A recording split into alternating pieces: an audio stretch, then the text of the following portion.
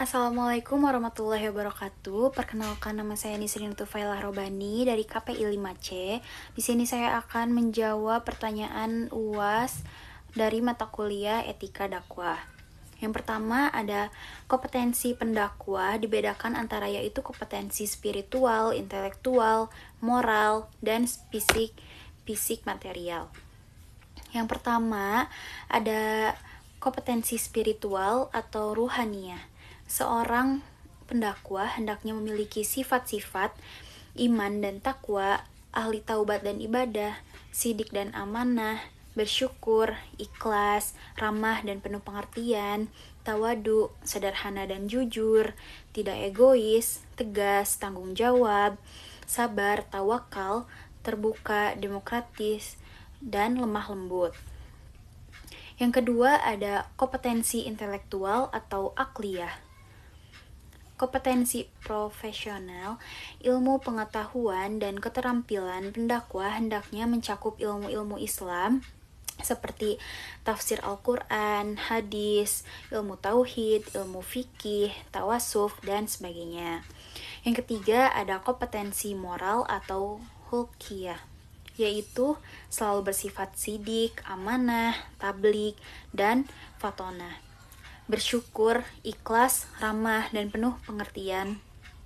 Tawadu, sederhana, jujur, tidak egois, tegas, tanggung jawab, sabar, dan tawakal. Yang keempat, terakhir ada kompetensi fisik material atau jasmaniyah. Pendakwah hendaknya adalah orang yang sehat jasmani, memiliki kecukupan materi, serta berasal dari etnik kaum sendiri. Kesehatan dan kekuatan fisik dibutuhkan dalam menegakkan jihad fisabilillah. Demikian juga harta yang cukup. Para nabi dan rasul diutus Tuhan adalah dari etnis masyarakat sendiri. Yang kedua ada ekstremisme Islam pengaruh pada radikalisme karena adanya penafsiran sempit terhadap ajaran agama, ketidakpuasan terhadap kondisi sosial atau politik, serta penggunaan agama untuk tujuan politik dengan mengabaikan prinsip-prinsip dasar Islam yang mendukung kedamaian dan toleransi. Radikalisme juga biasanya dihubungkan dengan gerakan-gerakan ekstrim kanan. Dari pengertian tersebut, radikalisme diartikan sebagai paham yang menghendaki adanya perubahan dan penggantian terhadap suatu sistem masyarakat sampai ke akarnya. Radikalisme menginginkan adanya perubahan secara total terhadap suatu kondisi atau semua aspek kehidupan masyarakat. Di samping itu, radikalisme dipahami pula sebagai transformasi dari sikap pasif atau aktivisme kepada sikap yang lebih radikalisme, revolusioner, ekstrim, dan militan. Adapun Islam moderat merupakan pendekatan yang lebih seimbang, mengutamakan pemahaman kontekstual terhadap ajaran agama dan mendukung nilai kedamaian, toleransi, dan keadilan sosial.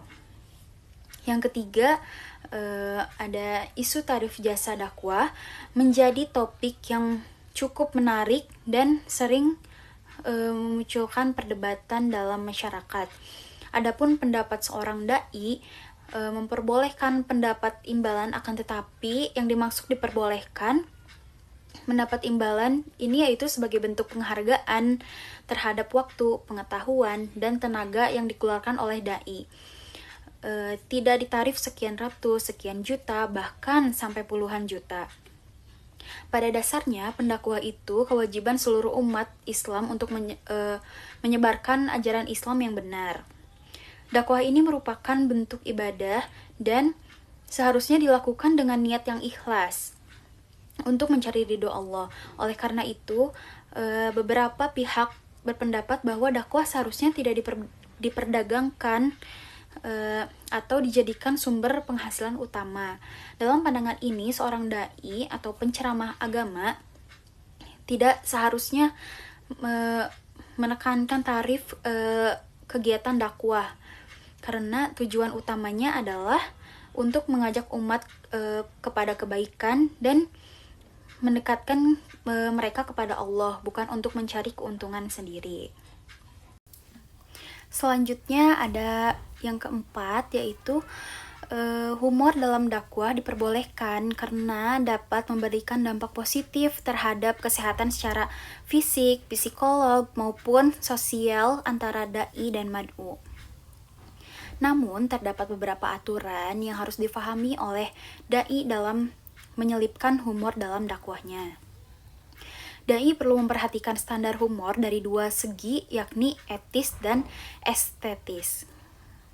Dalam segi estetis, hendaknya dai tidak menggunakan jenis humor rasis dan pornografi seperti yang berisi hinaan, penodaan, pemberian citra negatif terhadap seseorang, atau membawa mad'u ke arah humor yang mengeksploitasi sensasional bademiah melalui pembicaraan jorok dan porno.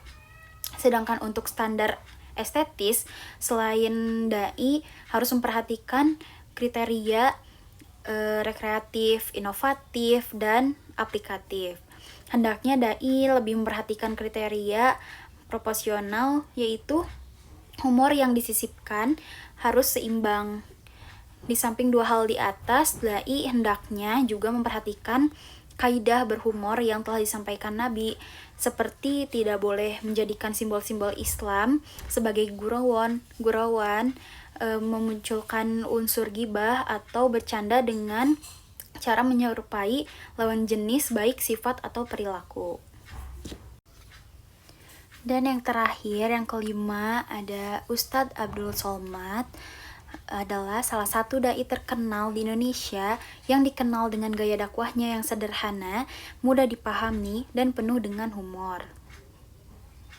Beliau lahir di Asahan, Sumatera Utara pada 18 Mei 1977. Ustadz Abdul Somad memiliki latar belakang pendidikan yang kuat dengan gelar sarjana di bidang usuluddin di Universitas Al-Azhar, Kairo, Mesir, dan magister di bidang pendidikan agama Islam dari Universitas Sains Islam Malaysia atau USIM. Selain itu, beliau merupakan sosok dai yang sangat dihormati di Indonesia karena cara beliau yang sederhana, mudah dipahami, dan relevan dengan kehidupan masyarakat. Gaya dakwah beliau yang penuh humor, praktif, dan interaktif menjadikan figur yang mampu mengajak kuat umat Islam untuk lebih mendalami ajaran agama dengan cara yang menyenangkan dan tidak membosankan. Keberhasilan beliau dalam menyampaikan dakwah juga tidak lepas dari kemampuan beliau dan memanfaatkan media sosial untuk menjangkau audiens yang lebih luas, terutama generasi muda, dengan pendekatan dakwah yang bijak dan penuh kasih sayang. Ustadz Abdul Somad berhasil memberikan kontribusi besar dalam perkembangan dakwah Islam di Indonesia.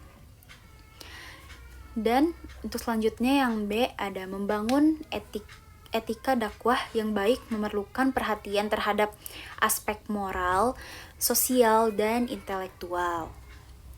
Dengan menjaga niat yang ikhlas, menghormati perbedaan, menggunakan humor secara bijak, serta berusaha untuk memberikan teladan yang baik dalam kehidupan sehari-hari, kita dapat berkontribusi dalam membangun dakwah yang tidak hanya efektif, tetapi juga penuh dengan kasih sayang dan kedamaian. Mungkin cukup sekian dari saya. Mohon maaf bila ada kata-kata yang salah. Wassalamualaikum warahmatullahi wabarakatuh.